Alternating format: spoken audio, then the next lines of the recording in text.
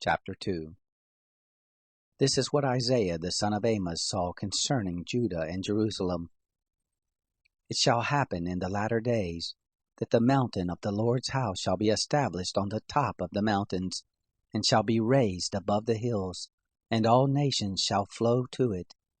Many people shall go and say, Come, let's go up to the mountain of the Lord, to the house of the God of Jacob, and he will teach us of his ways, and we will walk in his paths.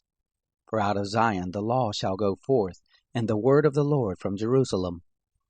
He will judge between the nations, and will decide concerning many peoples, and they shall beat their swords into plowshares, and their spears into pruning hooks.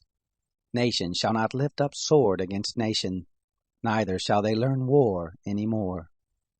House of Jacob, come, and let us walk in the light of the Lord. For you have forsaken your people, the house of Jacob, because they are filled from the east with those who practice divination like the Philistines, and they clasp hands with the children of foreigners. Their land is full of silver and gold, neither is there any end of their treasures. Their land also is full of horses, neither is there any end of their chariots. Their land also is full of idols. They worship the work of their own hands, that which their own fingers have made. Man is brought low, and mankind is humbled, therefore don't forgive them. Enter into the rock and hide in the dust from before the terror of the Lord and from the glory of his majesty. The lofty looks of man will be brought low, the haughtiness of men will be bowed down, and the Lord alone will be exalted in that day. For there will be a day of the Lord of hosts for all that is proud and haughty, and for all that is lifted up, and it shall be brought low.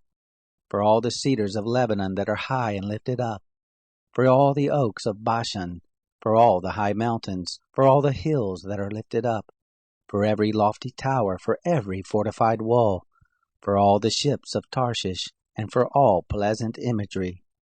The loftiness of man shall be bowed down, and the haughtiness of men shall be brought low, and the Lord alone shall be exalted in that day. The idols shall utterly pass away. Men shall go into the caves of the rocks, and into the holes of the earth, from before the terror of the Lord, and from the glory of his majesty, when he arises to shake the earth mightily.